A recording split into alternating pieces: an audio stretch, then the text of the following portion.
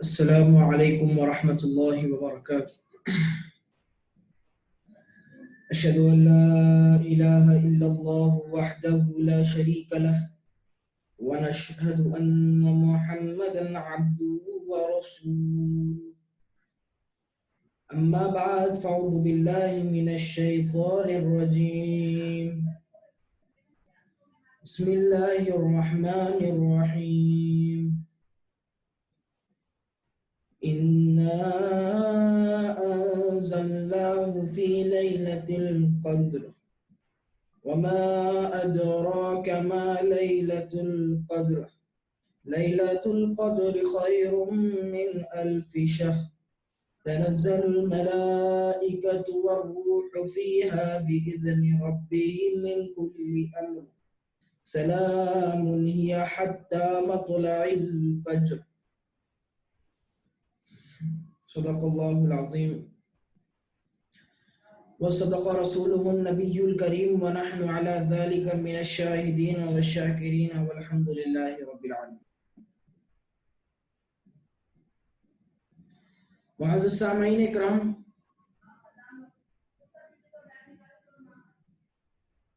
سب سے پہلے میں آپ کو شب قدر کی مبارکبادی دیتا ہوں، لیلۃ القدر کی مبارکبادی دیتا ہوں، اور جو سورہ میں نے آپ کے سامنے تلاوت کیا ہوں، سورۃ القدر، جو مکہ مکرمہ میں نازل ہوتی ہے،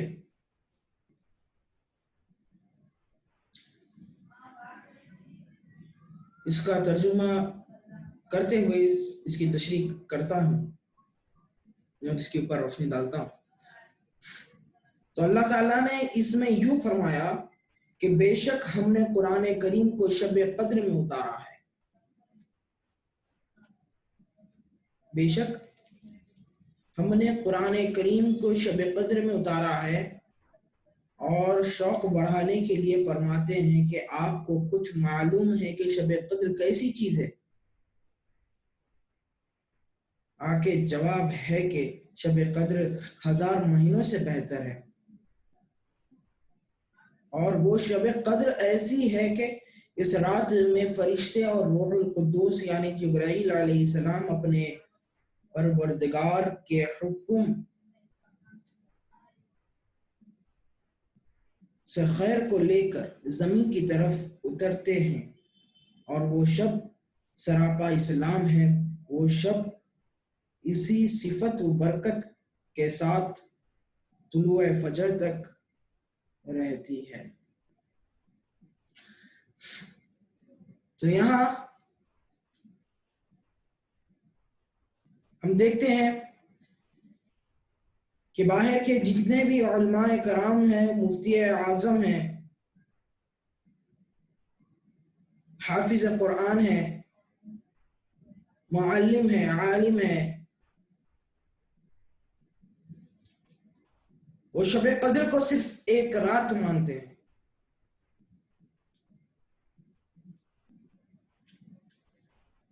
کیونکہ بے شک ہم نے قرآن کریم کو شب قدر میں اتارا ہے، یہ ایک رات نہیں ہے، کیونکہ اس کی دلیل میں دیتا چلوں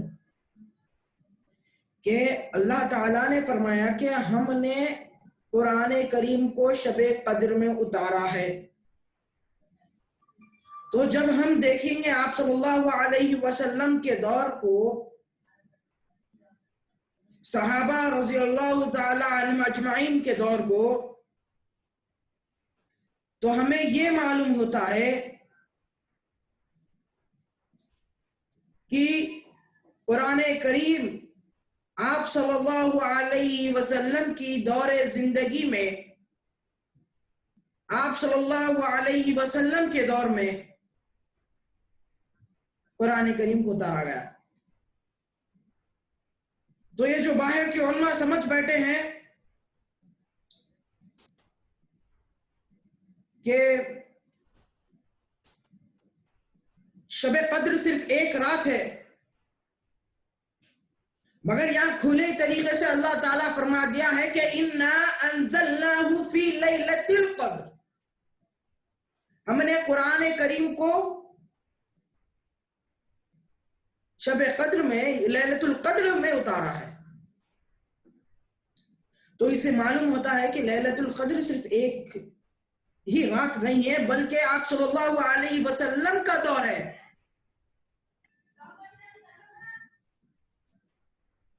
جو آپ صلی اللہ علیہ وسلم نے اتنی تکلیفیں اٹھا کر، صحابہ کرام نے اتنے تکلیفیں اٹھا کر،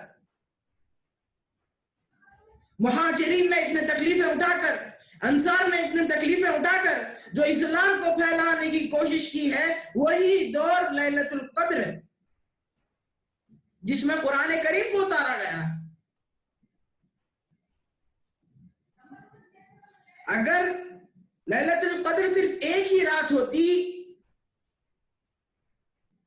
تو ہم دیکھتے ہیں کہ قرآن کریم کو بھی ایک ہی رات میں اترنا چاہیے تھا، مگر قرآن کریم ایک ہی رات میں نہیں اترا بلکہ آپ صلی اللہ علیہ وسلم کے 23 سالہ زندگی میں اترا. تو آپ کا دور ہے لیلۃ القدر کا دور. تو اس دور میں کیا ہوتا ہے؟ یہ دور جو ہے بابرکت دور ہے. اگر ہمیں یہ دور ملا تو ہم بہت خوش قسمت ہیں. پھر سوال کریں گے کہ یہ دور تو چلے گیا، پھر اب ہم کیسا خوش ہوئیں؟ تو اس کو بھی اللہ تعالی فرماتا ہے قرآن کریم میں کہ وَتِلْكَ الْأَيَّامُ نُدَاوِلُهَا بَيْنَ النَّاسِ، کہ اور ہم وہ دنوں کو، وہ دن کون سے ہیں؟ وہ فاقہ کشی کے دور، وہ پیٹ پہ پتھر باندھ کے تبلیغ کرنے والا دور، وہ تکلیفیں اٹھانے والا دور، وہ رمضان کا دور، وہ گرمی کا دور، صحابہ کرام اور آپ صلی اللہ علیہ وسلم کا دور ہے، وہ دن ہے یہ.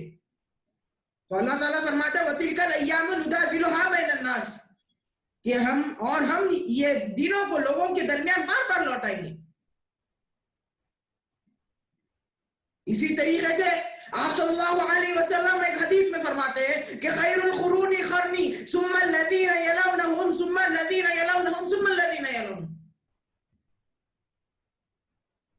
کہ سب سے بہترین صدی میری صدی ہے، پھر اس کے بعد کی صدی، اس کے بعد کی صدی، اس کے بعد کی صدی. اللہ کی صفت ہے نا، هو الاول هو الاخر الظاہر والباطن. تو بتاؤ ظاہر کہاں ہے؟ اللہ. اول آخر تو سمجھ سکتے ہیں، ظاہر کہاں ہے؟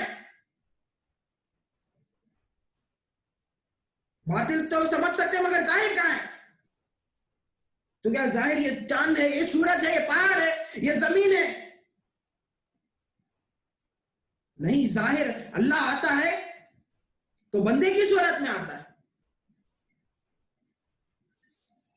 اللہ آتا ہے تو بندے کی صورت میں آتا ہے. اسی لیے ہم دیکھتے ہیں کہ 1400 سال قبل امام الانبیاء، سردار الامت مسلمہ، حضرت محمد مصطفیٰ سرکار دو جہاں صلی اللہ علیہ وسلم کی صورت میں اللہ نظر آئے. آپ آنے سے ہی شیطان کی حکومت ڈوبی، جلوہ افروز ہوا شمس، اندھیرا بھاگا. آپ آنے سے ہی اسلام ملا ہے ہم کو، آپ آنے سے ہی قرآن زمین پر اترا.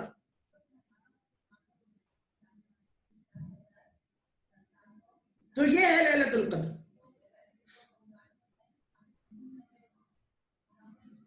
سوچنے کی بات ہے، کیا قرآن ایک رات میں اترے گا؟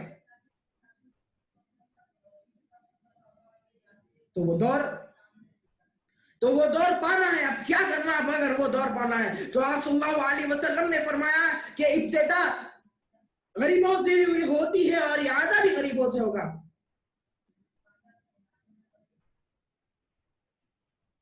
تو 1400 سال، 1300 سال کے بعد آپ صلی اللہ علیہ وسلم فرماتے ہیں کہ 1300 سال کے بعد میں مبعوث ہوتا ہوں. ایک بہترین شاعر فرماتے ہیں، کیا فرماتے ہیں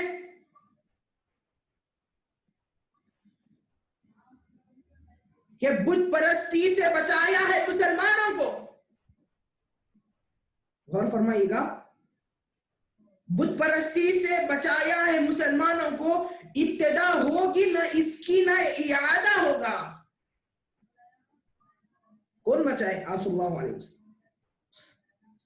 بت پرستی سے بچایا ہے مسلمانوں کو, ابتدا ہوگی نہ اس کی نہ اعادہ ہوگا. بت اسی شخص کے بنتے ہیں جہاں میں ہر جا, بت اسی شخص کے بنتے ہیں جہاں میں ہر جا, جس کی آنے کی نہ ہو آج دوبارہ عزا. آپ آتے نہ دوبارہ نہ صحابہ آتے, پھر تو بت ان میں سے ہر ایک کا کھڑا ہوا. آپ آنے سے ہی شیطان کی حکومت ڈوبی, جلوہ افروز ہوا, شمس اندھیرا. تو ہم دیکھتے ہیں اس دنیا میں جتنے بھی ولی آئے, جتنے بھی نبی آئے, ہم دیکھتے ہیں کہ عیسیٰ علیہ السلام کا بت بن گیا, ہم دیکھتے ہیں کہ موسیٰ علیہ السلام کا بت بن گیا, ہر نبی کا بت بنا, کرشن کا بت بنا, ہر جنوں کا بت بنا, مگر ایک واحد وجود کا حضرت محمد مصطفیٰ احمد مصطفیٰ سرکار دو عالم صلی اللہ علیہ وسلم کا بت اس دنیا میں نہیں بنا. کیوں؟ کیونکہ معلوم تھا آپ دوبارہ آئیں گے. آپ فرماتے کہ 1300 سال کے بعد یادہ ہوگا, اور جس دن میں یادہ نہ ہو وہ دن مردہ ہے. آج دیکھتے ہیں کہ صرف اسلام زندہ ہے, باقی کے دن مردہ ہے. اس کی وجہ کیا ہے؟ اس کی وجہ یادہ ہی ہے.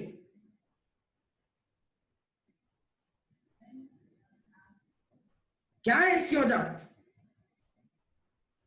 کہ آپ صلی اللہ علیہ وسلم کا دوبارہ آنا. بظاہر آپ خود نہیں آتے, بلکہ آپ کی طاقت آپ دوبارہ واپس آتی ہے. اگر یادہ نہیں ہوتا, اس دین میں یادہ نہیں ہوتا, تو حضرت مولانا سید السادات الحسنی والحسینی نجیب الطرفین حضرت مولانا صدیق دیندار چند بسویشور صاحب قبلہ قدرت العزیز فرماتے ہیں کہ جس دین میں یادہ نہ ہو وہ دین مردہ ہے, بے نور ہے, رحمت سے دور ہے, شیطان کا گھر ہے, ملحدوں کا اڈا ہے, فاسقوں اور فاجروں کا جولنگا ہے. مختصر یہ ہے کہ وہ دجال کا پائے تخت ہے.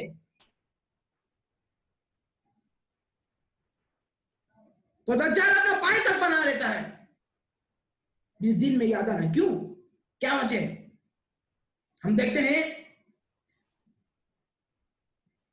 جب ایک حافظ قرآن ساری قرآن کو حفظ کر لیتا ہے تو اس کے بعد وہ خاموش بیٹھنے سے سارا قرآن بھول جاتا ہے, اور اس کی سزا اس کو ضرور ملتی ہے. مگر جب وہ حافظ قرآن حفظ ہونے کے بعد پھر دوبارہ اس کو ریوائز کرتا ہے تو ہم دیکھتے ہیں کہ اس کی دماغ میں بیٹھ جاتا ہے اور وہ برے کاموں سے بھی دور ہوتا ہے. اسی طریقے سے اگر آپ صلی اللہ علیہ وسلم دوبارہ اس دنیا میں مبعوث نہیں ہوتے تو یہ اسلام باقی نہیں رہتا. بھول جاتے ہیں اسلام کو.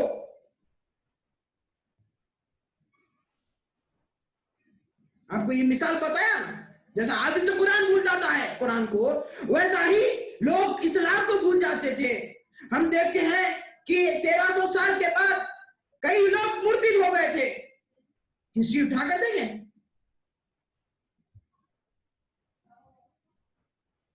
دجال کا پایا تخت ہو گیا تھا, انگریز اپنا پایا تخت بنا لیا تھا, اپنی حکومت چلا لیا تھا, تو پھر وہ وجود آنا بہت ضروری تھا. تو آپ بتائیے کہ 1300 سال کے بعد کوئی ایسا وجود بتائیے کہ جس نے اس بڑے کام کو انجام دیا ہے. میں بھی مان لیتا ہوں, اگر آپ نہیں بتا سکے تو میں بتاؤں گا کہ وہ وجود کون ہے. 1303 ہجری میں حضرت سید السادات الحسنی والحسینی نجیب الطرفین حضرت مولانا صدیق دیندار چند بسویشور صاحب قبلہ قدس العزیز اس دنیا میں مبعوث ہوتے ہیں. 1300 سال ہو چکے تھے, 1300 سال کے بعد آنے کی بشارت تھی. تو 1303 میں آپ مبعوث ہوتے ہیں. اچھا، اس بات کو لے کر خاموش نہیں ہونا چاہیے. میں اسے آپ کو اور دلیل بتاؤں گا کہ آپ کے تعلق سے حدیث بھی ہے کہ سَتَكُونُ بَيْنَكُمْ وَبَيْنَ الرُّومِ أَرْبَعَةُ هُدًى يَدُومُ 7 سِنِينَ يَخْرُجُ رَجُلٌ مِّنْ أُمَّتِي،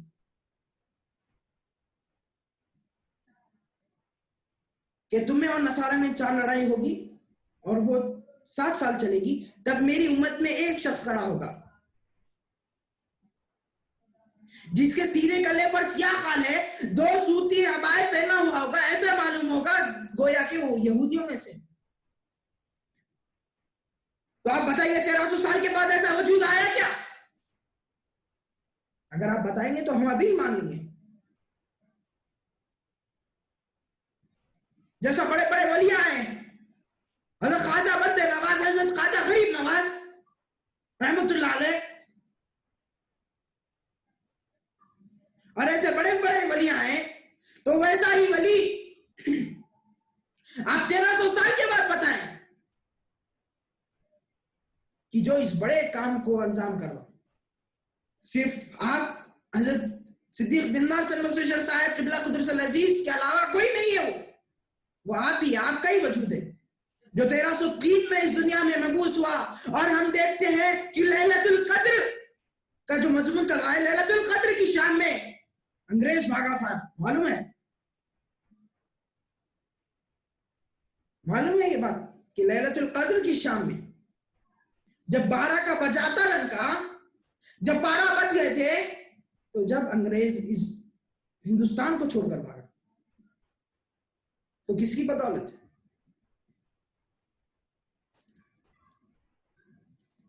آپ بولیے.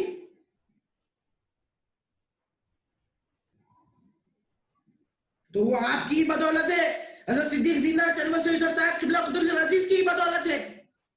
اور اگر ہم ہسٹری اٹھا کر دیکھیں تو انگریز نے آپ کو the dangerous enemy of British Empire صدیق دینار کہا. تو ویسا کام کرنے کے بعد ہی ڈینجرس انیمی بنے نا. اسلام کا پیغام پھیلائے، یہاں تک کہ انگریزوں کو بھی اسلام کا پیغام دیے، مہاتما گاندھی کو بھی اسلام کا پیغام دیے، جواہر لال نہرو کو بھی اسلام کا پیغام دیے، امبیڈکر کو بھی اسلام کی دعوت دیے. تو کیا یہ وجود 1300 سال کے بعد بتایا کون ہے؟ اگر اس کو کیلکولیٹ کر کے بتائیں تو میں بتاؤں گا کہ 300 سال کا جو شہادت کا دور آپ صلی اللہ علیہ وسلم نے فرمایا کہ خیر القرون قرنی ثم الذین یلونہم ثم الذین یلونہم ثم الذین یلونہم. پھر اس کے بعد 1000 سال کا دور، سچ وج کا دور، جس تیرا میرا دور، جس میں کئی ولی، کئی قطب، کئی ابدال آئے. پھر اس کے بعد یہ 1000 اور یہ 300، 300، یہ 1000 اور یہ 300 جب دونوں ملائیں گے تو 1300، 1300. تو 1300 سال کے بعد آپ کا ہی وجود 1303 ہجری میں آپ پیدا ہو.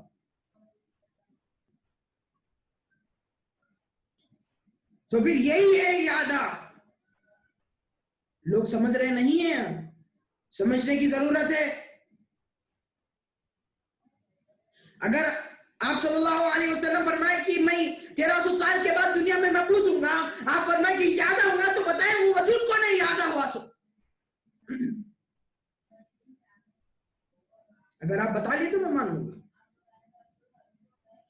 تو قرآن کریم ایک ہی شب میں نہیں نازل ہوئی،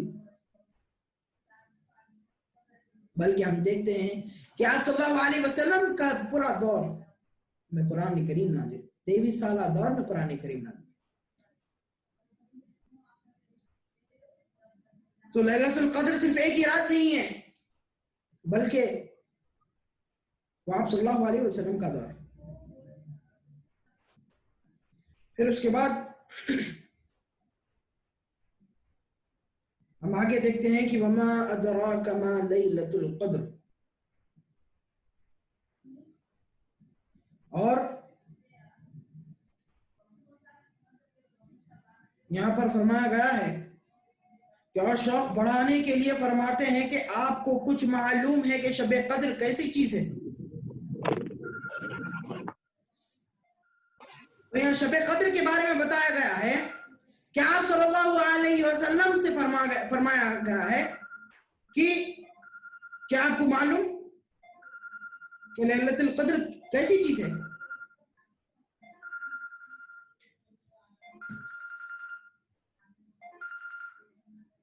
تو یہاں پر ایک بات یہ ہے کہ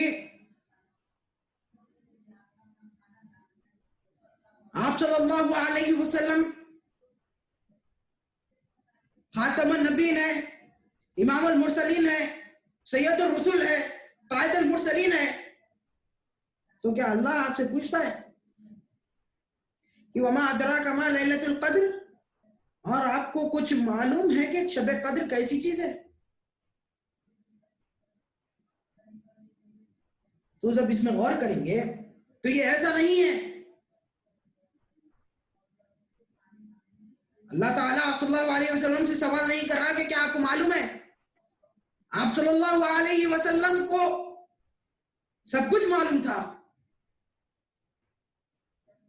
آپ امام الانبیاء ہیں، سارے انبیاءوں کے باپ ہیں. آپ کی بدولت اس دنیا میں یہ جھاڑ، یہ پہاڑ، یہ آسمان سے کیا مراد ہے؟ یہ نبیاں، آدم سے لے کے عیسیٰ تک جتنے بھی نبی آئے، آدم علیہ السلام، موسیٰ علیہ السلام، ابراہیم علیہ السلام، یعقوب علیہ السلام، یحییٰ علیہ السلام، نوح علیہ السلام، جتنے بھی نبی آئے، موسیٰ علیہ السلام، عیسیٰ علیہ السلام، وہ آپ کی بدولت ہی ہے، آپ کی نور کی ذرات ہے. پھر وہ سارے اکٹھا ہو کر آپ صلی اللہ علیہ وسلم کے دربار میں پھر آئے. تو آپ ایسی اعلیٰ شخصیت، تو کیا آپ کو لیلۃ القدر کے بارے میں نہیں معلوم؟ یہ سوچنے کی بات ہے. تو یہ ایسا نہیں ہے. اور آپ کو کچھ معلوم ہے کہ شب قدر کیسی چیز ہے؟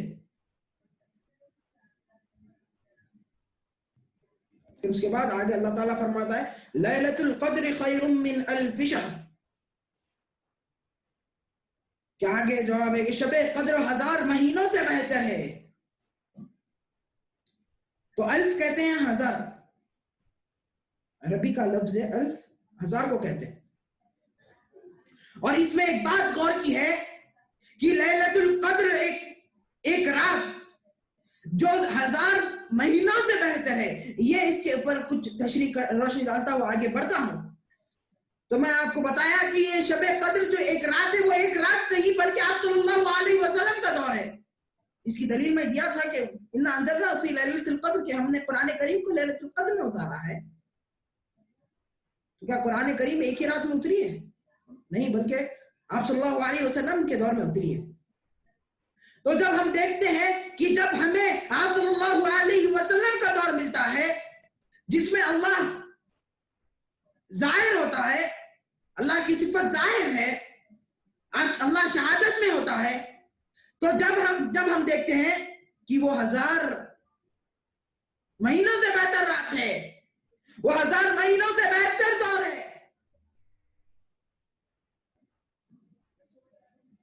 آپ صلی اللہ علیہ وسلم کا جو دور ہے وہ 1000 مہینوں سے بہتر. پھر اگر آپ کا دور ہاتھ سے چلے گیا تو ہمیں موقع نہیں ملتا. اسی لیے جب ہمیں آپ کا دور ملتا ہے، خوش قسمت ہے. خوش قسمت ہے بلکہ خاموش نہیں بیٹھنا چاہیے. ہمیں اس کے اوپر عمل کرنا چاہیے.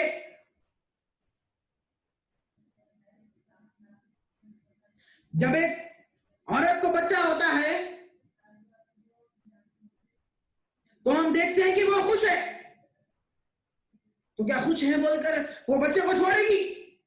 نہیں، بلکہ اس کی تعلیم، تربیت کرے گی اور اس کو ماں کے نقش قدم پر، باپ کے نقش قدم پر چلنے کی توفیق دے گی. اسی طریقے سے ہم دیکھتے ہیں کہ جب ہمیں آپ صلی اللہ علیہ وسلم کا دور ملے گا تو ہمیں آپ صلی اللہ علیہ وسلم کی پیروی کرنا چاہیے، اتباع کرنا چاہیے، اللہ کے رسول کی فرما برداری کرنا چاہیے، جیسا کہ صحابہ کرام رضی اللہ تعالی عنہم اجمعین نے کی تھی۔ کعبے کی جو عظمت ہے طیبہ، کعبے کی جو عظمت ہے، طیبہ کی جو عظمت ہے، سردار دو عالم کے قدموں کی بدولت ہے۔ کعبے کی جو حرمت ہے، طیبہ کی جو عظمت ہے، سرکار دو عالم کی قدموں کی بدولت صلی اللہ علیہ وسلم۔ آپ کا مقام متعال، تو جیسا صحابہ کرام رضی اللہ تعالیٰ عنہم اجمعین آپ صلی اللہ علیہ وسلم کی وجود کو پہچانے اور آپ جو کہیں اس کے اوپر عمل کرے، تو ہم دیکھتے ہیں کہ آپ کا بھی مقام بہت اعلیٰ ہو گیا ہے، نبیوں سے اعلیٰ مقام ہو گیا ہے صحابہ کرام۔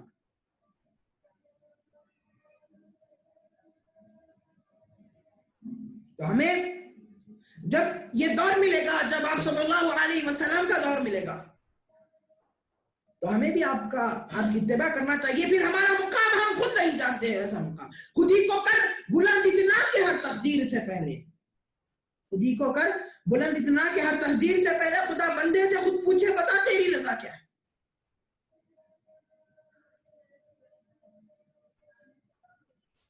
اب میں نہیں ملا، اگر نہیں ملا صلی اللہ علیہ وسلم کا دور، تو خاموش نہیں بیٹھنا، نہیں ملا بول کر۔ حضرت عمر فاروق رضی اللہ تعالیٰ عنہ اجمعین کے دور میں ایک شخص آتا ہے اور کہتا ہے کہ امیر المؤمنین خلیفۃ المسلمین، مجھے آپ صلی اللہ علیہ وسلم کا دور نہیں ملا۔ آپ فرماتے ہیں کہ تم خوش قسمت ہو کہ عمر کا دور ملا، آنے والوں کو تو یہ بھی دور نہیں ملے گا، تو تم کام کرو۔ تو یہاں پر صرف کام کی اہمیت بتائی گئی، اپنے نام کی اہمیت نہیں بتائی گئی، بلکہ صرف کام کی اہمیت بتائی گئی۔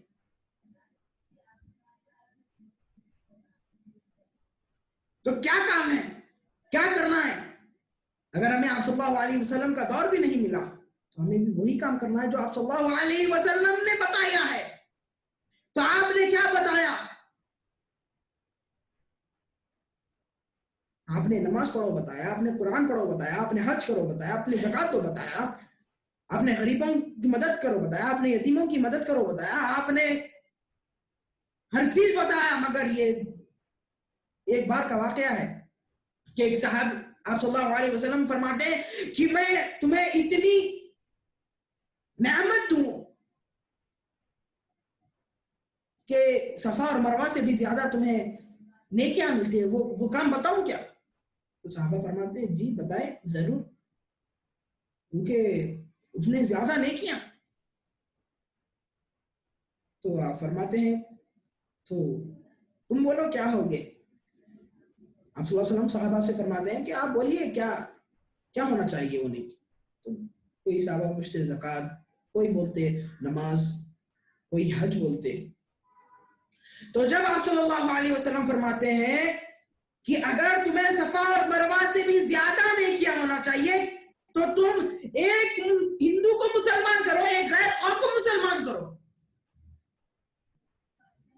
تو دیکھیے کیا اسے تبلیغ کہتے ہیں۔ آج دیکھو آپ، کیا کوئی ملے گا ایسا؟ آپ صلی اللہ علیہ وسلم ہمارے لیے ہی کرے تھے، اے نوجوانوں، ہمارے لیے ہی آپ صلی اللہ علیہ وسلم نے یہ کام کیے۔ مگر آج ہم دنیا میں مبتلا ہے،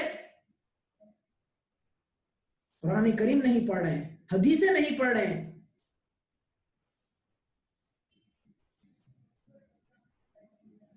آج کل ہم دیکھتے ہیں کہ ایک دوسروں کو فتوے ڈال رہے ہیں، فرقوں سے نشیرہ سے پریشان کرو، فرقے بانٹ لیے ہیں، فرقوں سے نشیرہ سے پریشان کرو، امت پہ خدارا یہی احسان کرو، ہے سہل مسلمان کو کافر کہنا، امت ہے تو کافر بول سکتا، دوسروں کو کافر بول رہے ہیں نا، مسلمان بھائی کو کافر بول رہے ہیں۔ اللہ تعالیٰ نے سماکم مسلمین کہا ہے، ہمیں مسلمان کا لقب دیا ہے اور تم ایسے بڑے ہو گئے کہ تم کافر کا لقب دے رہے ہو، کافر کہہ رہے ہو۔ اللہ کا عذاب نازل ہوگا، یاد رکھو۔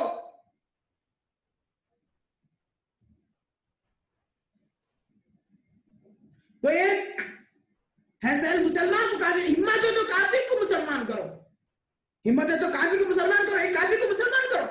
معلوم ہوتا ہے کتنی تکلیفیں اٹھانا پڑے گا، کئی جگہوں سے ہکال دیا جاتا ہے، کہیں سے ڈنڈے مارا جاتا ہے، کئی گالیاں سننا پڑتا ہے۔ تو کیا آپ صلی اللہ علیہ وسلم نے یہ کام نہیں کیا؟ کوئی کہتے ہیں کہ میں سنی ہوں، سنت کے اوپر عمل کرنے والا ہوں، تو عمل کرو، یہ ہے سنت آپ صلی اللہ علیہ وسلم کی۔ کوئی کہتا ہے اہل حدیث ہوں، تو حدیثوں پہ عمل کرو، آپ صلی اللہ علیہ وسلم نے جو فرمایا۔ پھر اس میں بھی فرق کر دیتے ہیں، حدیثوں میں بھی ضعیف اور صحیح کر دیتے۔ کیا تمہیں معلوم ضعیف کسے کہتے ہیں؟ صرف بول دیا نہیں ہوگا، اس کے اوپر ریسرچ کرنا بہت ضروری ہے۔ صحیح کہتے ہیں کہ کئی لوگوں سے راوی جو ہوئی ہے حدیث، اسے صحیح کہتے ہیں، اور ایک ہی جنوں سے جب روایت آئی ہے اس حدیث کی تو اسے ضعیف حدیث کہتے ہیں۔ تو وہ حدیث ہی ہے نا، ضعیف ہوں دو صحیح ہوں دو، حدیث ہے اس کے پر عمل کرو۔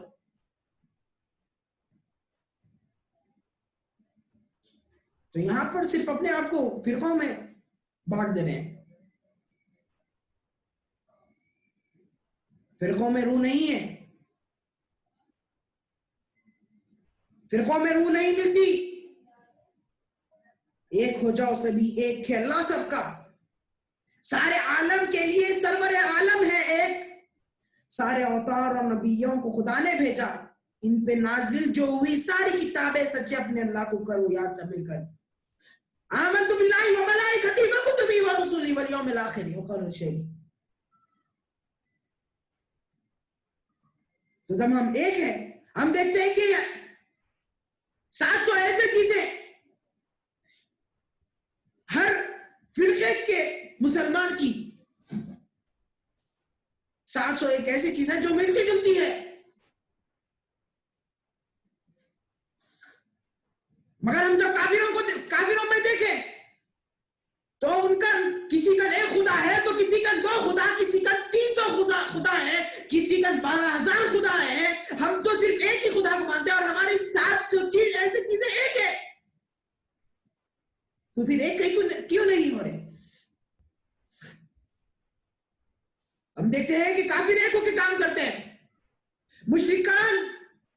مشرکان اسلام ایک ہو کر کام کرتے ہیں، مگر ہم فرقوں میں بانٹے ہوئے فتوے ڈال رہے ہیں ایک دوسروں کے اوپر۔ اگر یہ نہیں ہوا تو سماجی خدمت کر رہے، انسان کی سماجی خدمت تو غور فرمائیے گا کہ انسان کی سماجی خدمت کو کفار بھی کرتے ہیں، لیکن ہم آج دیکھتے ہیں کہ کئی مسلمان سماجی خدمت میں لگے ہوئے ہیں، پیسوں کے واسطے، دین کے واسطے نہیں بلکہ دنیا کے واسطے پڑے ہیں۔ بہترین شاعر کہتے ہیں کہ انسان کی سماجی خدمت تو کفار بھی کرتے ہیں، لیکن کافر کو مسلمان کرنے سے اسلام کی خدمت ہوتی ہے۔ تو کس کی خدمت کرنا ہے؟ تم کون سے دین میں ہو؟ کیا سماجی خدمت کرو گے؟ کیا اسلامی؟ کفار بھی کرتے ہیں، تو تم اور کفار میں کیا فرق ہے؟ بتاؤ کیا فرق ہے؟ کفار بھی کرتے ہیں نا، تو بتاؤ تمہارے اور کفار میں کیا فرق ہے؟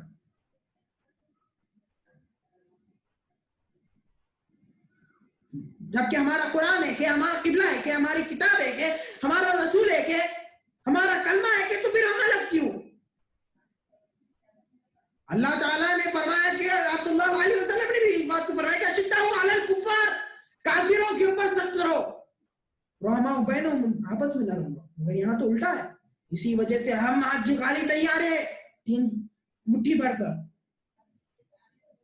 آپ صلی اللہ علیہ وسلم کے دور میں 313,000 پر غالب آتے تھے، مٹھی پر ایک خلیل تعداد، کثیر تعداد پہ غالب آتی تھی۔ تو یہ کیا ہے؟ آپس میں شدت اختیار کر چکے ہیں.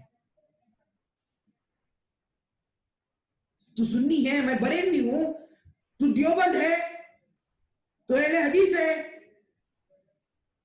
نعوذ باللہ. آپ صلی اللہ علیہ وسلم نے یہ نہیں کہا تو تم کیوں کہہ رہے ہو؟ اللہ نے یہ نہیں کہا تو تم کیوں کہہ رہے ہو؟ صحابہ کرام نے یہ نہیں کہا تو تم کیوں کہہ رہے ہو؟ تم کون ہو کہنے والا؟ تم کون ہو کہنے والے؟ تو آپ صلی اللہ علیہ وسلم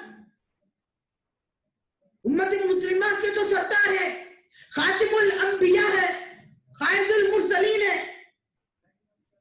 سردار دو جہاں ہے. تو کیا تم ان کے بات پہ ٹھکراؤ گے؟ ہمیں سردار کہا ہے، زبور اٹھا کے دیکھو، انجیل اٹھا کے دیکھو، تورات اٹھا کے دیکھو، ہمیں سردار کہا ہے. تو سردار کے اندر کیفیت کیسی رہنی چاہیے؟ اللہ نے سردار کو مقرر کیا ہے، سارے امتوں کا ہیڈ بنایا ہے، تو کچھ خاصیت دے کر بنایا ہے. ہم دیکھتے ہیں کہ جب بادشاہ کو مقرر کرتے ہیں تو اس کے اندر کچھ خاصیت دے کر مقرر کرتے ہیں. اگر اس کے اندر وہ صلاحیت ہے تو پھر انہیں اس کے قابل ہے. ہم بھی اس کے قابل ہیں. آپ دیکھیں، صرف آپس کے جھگڑوں کو ختم کرو. یہ گھر کے جھگڑے ہیں، ہمیں گھر کا کام نہیں کرنا ہے، میدان کا کام کرنا ہے. میدان کا کام کیا ہے؟ جو آپ صلی اللہ علیہ وسلم اور صحابہ نے کی ہے، جس میں تکلیف سے نیکی، جو سورہ بقرہ میں کہا گیا ہے کہ تکلیف سے نیکی کرو گے تم اسے جانتے ہو کہ وہ بہتر ہے تمہارے لیے. تو پھر آگے اللہ تعالیٰ فرماتا ہے کہ الف شہر، کہ 1000 مہینوں سے بہتر ہے. تو جب آپ صلی اللہ علیہ وسلم کا دور تم پاؤ تو تم اپنے مال، اپنی جان، اپنے ماں، اپنے باپ، اپنے بیٹے، اپنے بیوی، اپنے بچے، اپنے بیٹیاں، ہر چیز کو قربان کر کے آپ صلی اللہ علیہ وسلم کی خدموں میں گرو، آپ کے خدموں میں گر جاؤ، اور جو آپ کہیں اس کے پر عمل کرو.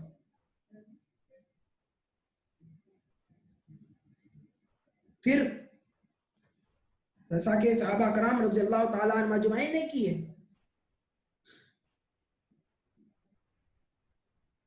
اپنے جان پر کھیل کر اسلام کو بچایا ہے، اس امت کو بچایا ہے. اگر آپ صحابہ کرام اگر نہیں کرتے تو آج ہم نہیں بچتے، آج ہم درس قرآن نہیں دے سکتے تھے، صرف صحابہ کرام کی بدولت. پھر آگے اللہ تعالیٰ فرماتا ہے تنزل الملائکۃ والروح فیہا بإذن ربہم من کل امر. اور وہ شب قدر ایسی ہے کہ اس رات میں فرشتے اور روح القدس یعنی جبرائیل علیہ السلام اپنے پروردگار کے حکم سے خیر کو لے کر زمین کی طرف اترتے ہیں. تو جب ہم یہ بات چل رہی ہے، یہ لیلۃ القدر کی بات چل رہی ہے، تو میں نے کہا کہ یہ لیلۃ القدر صرف ایک رات نہیں بلکہ آپ صلی اللہ علیہ وسلم کا دور.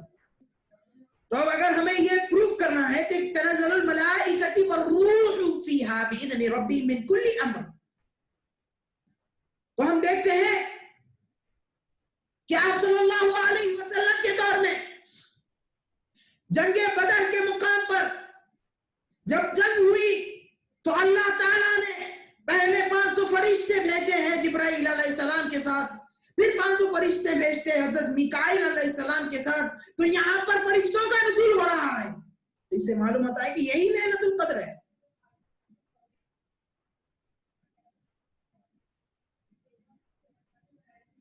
فرشتوں کا نزول ہو رہا ہے. یہ ایک ہی جنگ نہیں بلکہ کئی جنگوں میں فرشتوں کا نزول ہوا.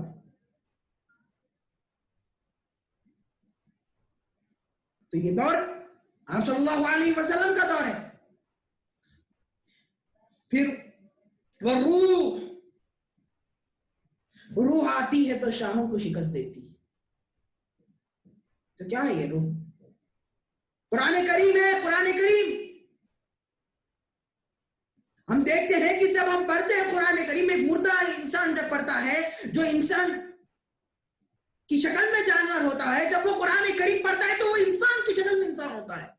جیسا کہ حضرت عمر فاروق رضی اللہ تعالیٰ عنہ اجمعین کا بہت مشہور واقعہ ہے کہ جب آپ تلوار لے کر نعوذ باللہ حضرت محمد مصطفیٰ احمد مصطفیٰ سردار دو جہاں ابو الانبیاء قائد المرسلین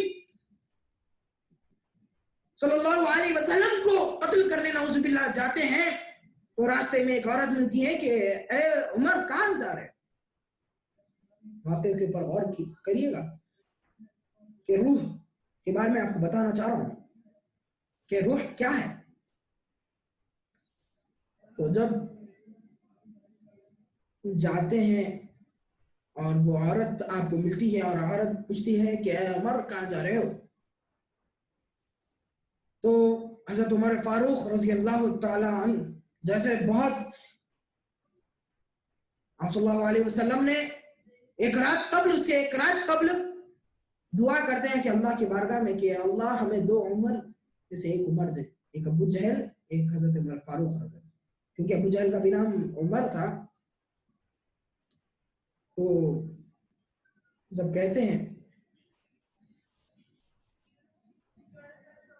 کیونکہ آپ صلی اللہ علیہ وسلم نے یہ دعا اس لیے کیا کیونکہ یہ دو عمر کا بہت روب بہت دبدبا تھا قریش کے خاندان، قریش کے قبیلے پہ.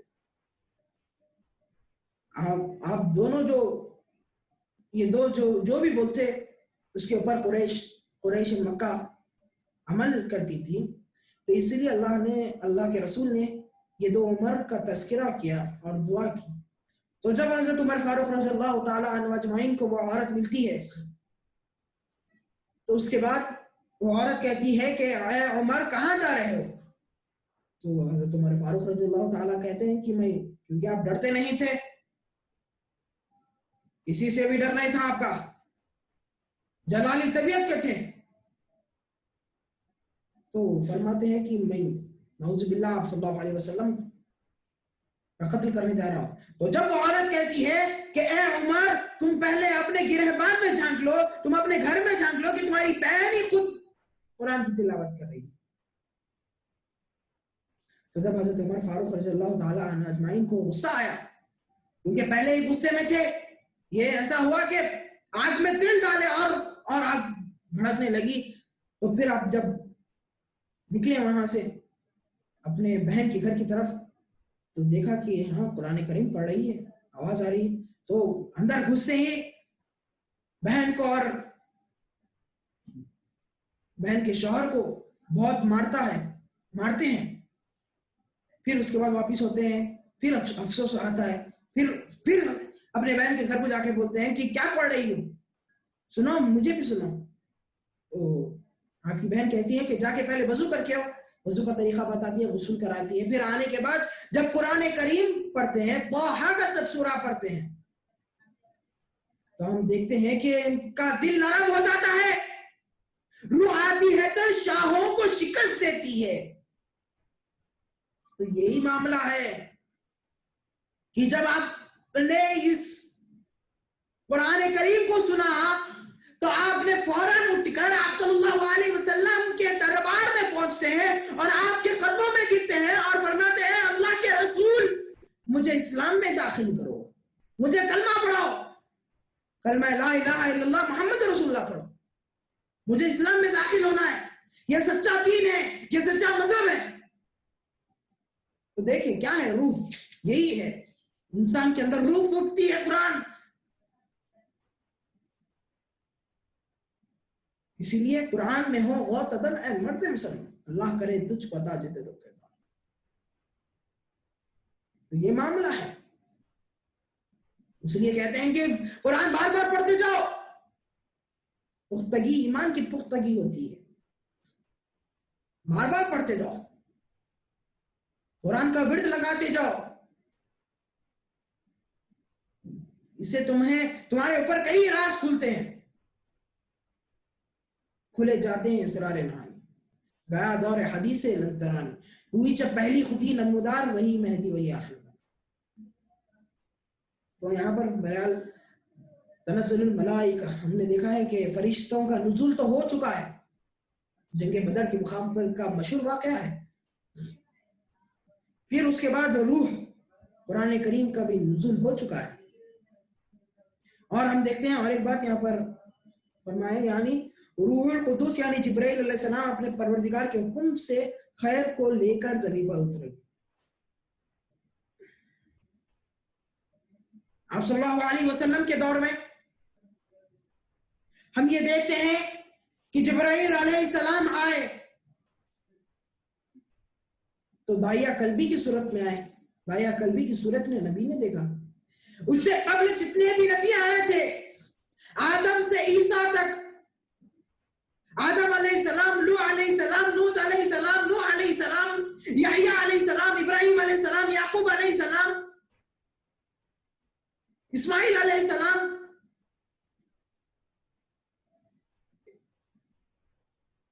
جتنے بھی نبی آئے وہیں پر وہ نبیوں کے اوپر بھی وہی نازل ہوئی. اگر جبرائیل علیہ السلام نے انسانی شکل لے کر نہیں آیا، کئی کے پاس، کسی کے پاس ہم دیکھتے ہیں کہ وہ کوے کی صورت میں، کسی بھی صورت میں آتے، مگر انسان کی صورت میں نہیں ہے. صرف انسان کی صورت میں آئے تو آپ صلی اللہ علیہ وسلم کے زمانے میں آئے، کیونکہ آپ کا ہر چیز کامل ہے. تو جب ہمارا ہر چیز کامل ہے تو یہ بھی کامل ہونا چاہیے نا. تو جب جبرائیل علیہ السلام آئے تو قرآن کریم اور روح کے تعلق سے ایک بات یہ کہنا چاہتا ہوں کہ آپ صلی اللہ علیہ وسلم نے فرمایا کہ سارے نبیوں کے ساتھ معجزے تھے، سارے نبیوں کے ساتھ کرامات تھے، مگر میرے ساتھ جو معجزہ ہے، میرے ساتھ جو کرامات ہے، وہ سب سے اعلیٰ و بالا ہے. وہ صحابہ فرماتے ہیں کہ وہ کرامت کیا ہے، وہ معجزہ کیا ہے؟ تو آپ صلی اللہ علیہ وسلم نے فرمایا کہ قرآن کریم میرا معجزہ ہے. تو سب سے بڑی کرامت ہے، سب سے اعلیٰ ہے. سارے نبیوں کے ساتھ آئی، مگر ہمارے پاس قرآن کریم آئی جو کسی نبی کا نہیں آئی تھی. پھر آگے اللہ تعالیٰ فرماتا ہے سلام ہی حتی مطلع الفجر، سراپا سلام ہے وہ شب کسی صفت و برکت کے ساتھ طلوع فجر تک رہتی ہے.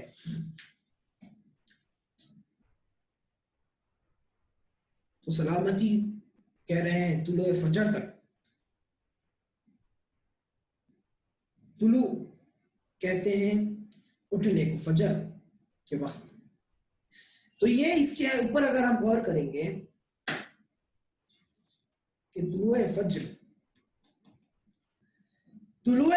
جو ہے اسلام کا بول بالا ہونا، اسے طلوع فجر کہتے ہیں.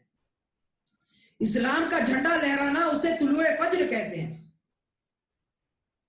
اسلام کی بڑائی کرنا اسے طلوع فجر کہتے ہیں. اسلام کا کسی ملک پہ غالب ہونا اسے طلوع فجر کہتے ہیں. تو یہاں کہ اللہ تعالیٰ فرماتا ہے سلام ہی حتی مطلع الفجر،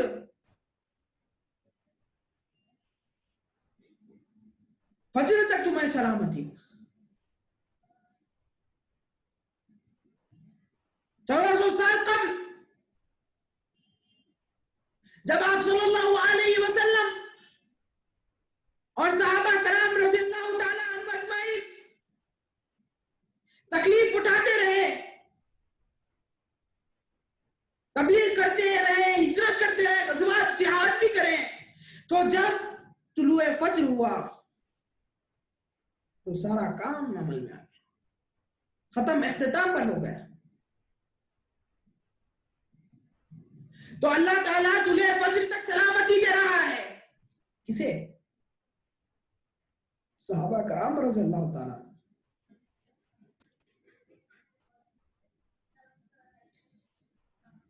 پھر اس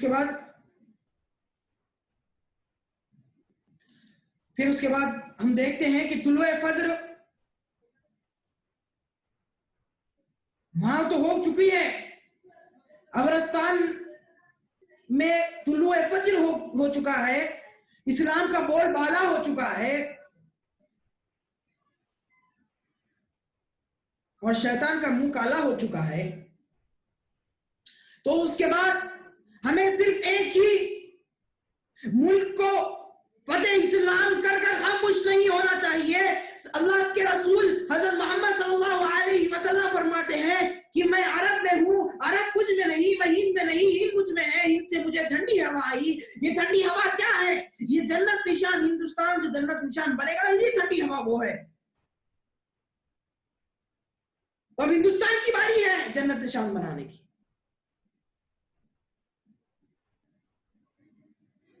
اب ہندوستان جنت نشان بننا چاہیے،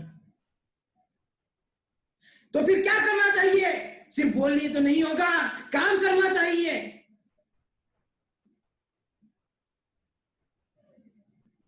ہم نہیں کرتے بلکہ آپ صلی اللہ علیہ وسلم ہی کرتے۔ ہمیں تو معلوم ہے کہ آپ صلی اللہ علیہ وسلم کرتے، مگر ہم ذریعہ بننا چاہیے، طلوع فجر کرنا چاہیے، اسلام کا بول بالا کرنا چاہیے، شیطان کا منہ کالا کرنا چاہیے اس ہندوستان میں۔ اور ہم دیکھتے ہیں کہ آج ساری دنیا میں سخت تکلیف آپ صلی اللہ علیہ وسلم کی روح کو یہی ہندوستان سے ہو رہی ہے۔ کئی بتوں کو پوج رہے ہیں۔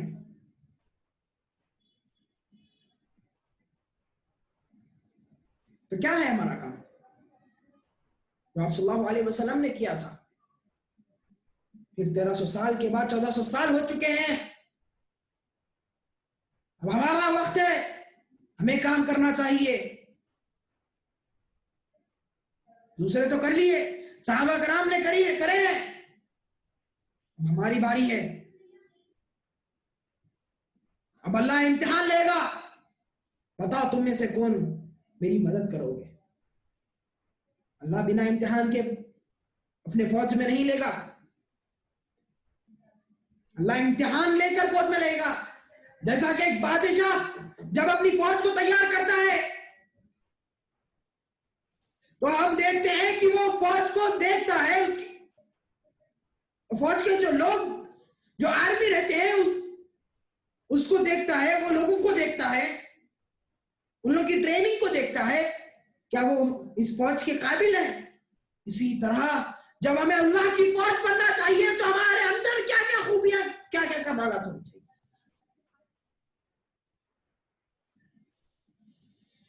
آج اس سے محروم ہے لوگ،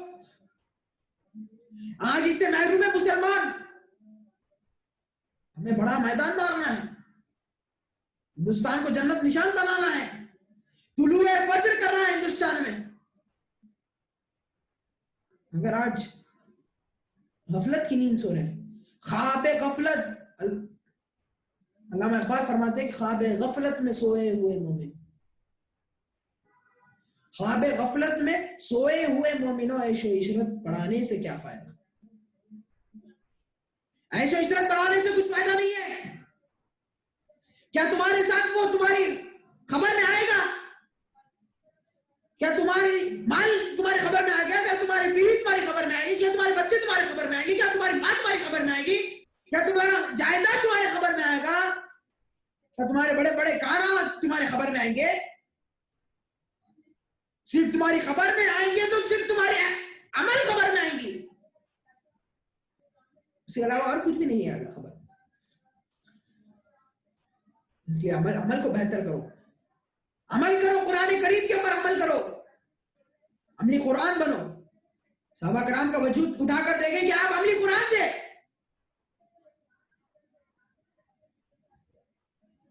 جو بات کہتے تھے قرآن کے سے ہٹ کر کوئی بات نہیں کہتے تھے،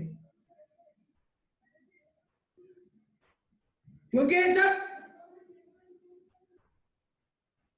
وہ فکر تھی، آپس میں لڑ لیتے نہیں تھے صحابہ کرام، آپس میں محبت میں رہتے تھے، بہت زیادہ محبت، جیسا اپنا خاص بھائی ہے ویسا محبت کرتے تھے۔ آج ہم کر رہے ہیں؟ کہاں بتائیں آپ؟ آج کے زمانے میں کہیں بتائیں کہ آپس میں مسلمان نرم ہیں، بلکہ آپس میں مسلمان شدت میں لڑ رہے ہیں آپس میں، تو کافر میں کافر، یہی ہو گیا ہے، کام کے اوپر توجہ نہیں کر رہے۔ اگر گھر کے جھگڑوں میں رہیں گے تو کام نہیں کر سکتے۔ ہمیں کام کرنا ہے، کام کی اہمیت بتائی گئی ہے، کام سے ہوتی ہے دنیا میں بڑائی ہر وقت۔ کام جب کچھ بھی نہ ہو تو نام کا پیٹو ڈنکا۔ تو آپ صلی اللہ علیہ وسلم کا وجود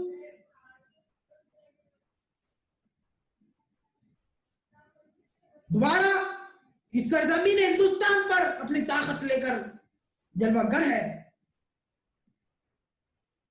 تو ہمیں ان کی اتباع کرنا چاہیے۔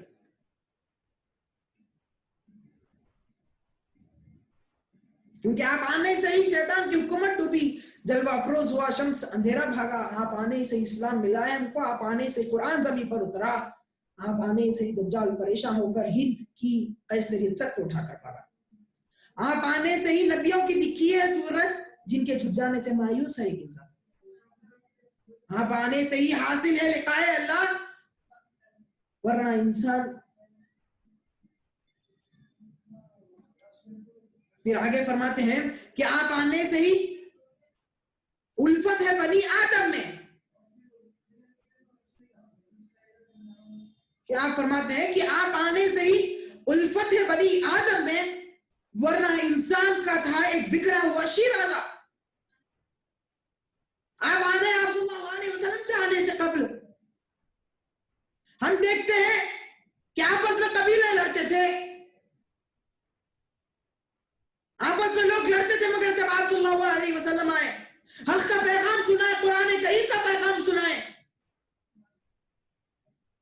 تو ہم دیکھتے ہیں کہ آپ آنے سے ہی الفت ہے بنی آدم میں، آدم کی اولاد میں الفت ہے، محبت ہے آپ آنے سے ہی، ورنہ انسان کا تھا ایک بکھرا ہوا شیرازہ۔ انسان بکھرے ہوئے تھے، ایک دوسروں سے لڑ لے رہے تھے، مگر جب آپ کا وجود دنیا میں مبعوث ہوا، جب آپ دنیا میں مبعوث ہوئے، تو ہم دیکھتے ہیں کہ کیا الفت پیدا کی ہے آپ نے بنی آدم میں۔ جب آپ صلی اللہ علیہ وسلم کہہ رہے ہیں کہ آپس میں ایک ہو جاؤ، تو تم کون ہو کہ آپس میں الگ کرنے والے، فرقوں میں بٹ چکے ہو، دوسروں کو کافر کہہ رہے ہو، بلکہ اللہ نے ہوا سماعکم مسلمین کہاں ہے تمہیں۔ ایک بار کا مشہور واقعہ ہے، حضرت عائشہ صدیقہ رضی اللہ تعالیٰ عنہ سے روایت ہے کہ آپ صلی اللہ علیہ وسلم خوش ہوتے ایک بار رہتے ہیں اور فرماتے ہیں کہ اے عائشہ جو کچھ مانگنا ہے مانگو، آج میں تمہیں عطا کروں گا۔ تو جب حضرت عائشہ سوچتے ہیں کئی دیر، کتنی بہت دیر تک سوچتے ہیں، پھر آپ صلی اللہ علیہ وسلم فرماتے ہیں کہ اے عائشہ کچھ بھی نہیں پوچھنا، تو آپ فرماتے ہیں کہ میں آپ کے یار غار سے یعنی حضرت ابوبکر صدیق رضی اللہ تعالیٰ عنہ سے ایک بار پوچھ کر آتی ہوں کہ مجھے کیا پوچھنا ہے، کیونکہ میں ایک چیز جو سوچ رہی ہوں وہ چھوٹ جا رہا ہے اور دوسری چیز چھوٹ جا رہی ہے، پھر یہ سوچ رہا ہوں تو دوسری چیز چھوٹ جا رہی ہے۔ تو آپ صلی اللہ علیہ وسلم فرماتے ہیں ہاں جا کے پوچھ کے اجازت دیتے ہیں۔ تو جب آپ صلی اللہ علیہ وسلم کے پاس سے حضرت عائشہ رضی اللہ تعالیٰ عنہ رخصت کرتے ہیں اور حضرت ابوبکر صدیق رضی اللہ تعالیٰ عنہ سے جاتے ہیں اور پوچھتے ہیں کہ ابا حضور، آپ فرماتے ہیں کہ ایسا سا واقعہ ہے کہ آپ صلی اللہ علیہ وسلم آج بہت خوش ہیں اور فرمائے کہ جو پوچھنا ہے پوچھو۔ تو جب آپ حضرت ابوبکر صدیق رضی اللہ تعالیٰ عنہ فرماتے ہیں کہ یہ ایک بات پوچھو، جب آپ صلی اللہ علیہ وسلم معراج پہ جاتے ہیں تو 3 بات ایسے ہوئے ہیں جو آپ صلی اللہ علیہ وسلم اور اللہ کے بیچ میں ایک سیکرٹ تھا۔ تو جب حضرت عائشہ فرماتے ہیں اچھا بجا میں جا کے پوچھ کر آتی ہوں۔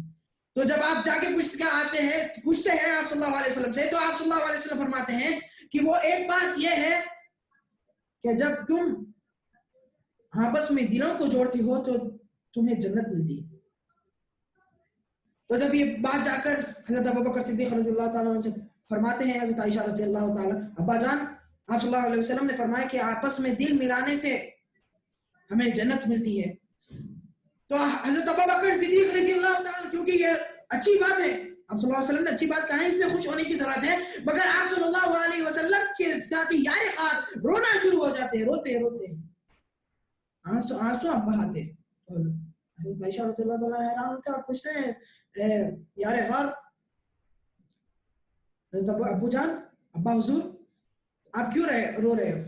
تو فرماتے ہیں کہ اگر آپس میں ملانے کا اتنا بڑا اجر اتنا بڑا ثواب ہے تو آپس میں توڑنے کا کیا ہے حال کیا؟ اللہ اکبر. کیا صحابہ کرام کا آپس میں دل ملایا کرو. آپس میں توڑنے سے اگر آپس میں ملانے سے اگر ہمیں جنت ہے تو آپس سے توڑنے سے کیا ہوگا؟ اگر آپس کا دل توڑیں گے تو ہمیں جہنم سے بھی بڑھ کر جو عذاب ہوگا اس سے وہ ملے گا. تو آخر میں یہ بات کہتا ہوں سارے امت مسلمہ سے یہ بات کہہ کر اپنے درس کو ختم کرتا ہوں کہ ایک ہو جاؤ سبھی ایک ہے اللہ سب کا. سارے عالم کے لیے سربر عالم ہے ایک. سارے اوتار اور نبیوں کو خدا نے بھیجا. ان پہ نازل جو ہوئی ساری کتابیں سچ ہے. اپنے اللہ کو کرو یاد سب مل کر انجام. اللہ تعالیٰ سے دعا ہے کہ اللہ تعالیٰ ہم سب سے دین کا کام لے اور قرآن کریم کو عمل کرنے کی توفیق عطا فرمائے. اس کو سمجھنے کی توفیق عطا فرمائے اور صلی اللہ علیہ وسلم کے نقش قدم پر چلنے کی توفیق عطا فرمائے اور صحابہ کرام رضی اللہ تعالیٰ عنہ مجمعین کے نقش قدم پر چلنے کی توفیق عطا فرمائے. ان الله وملائكته يصلون على النبي يا ايها الذين امنوا صلوا عليه وسلموا تسليما.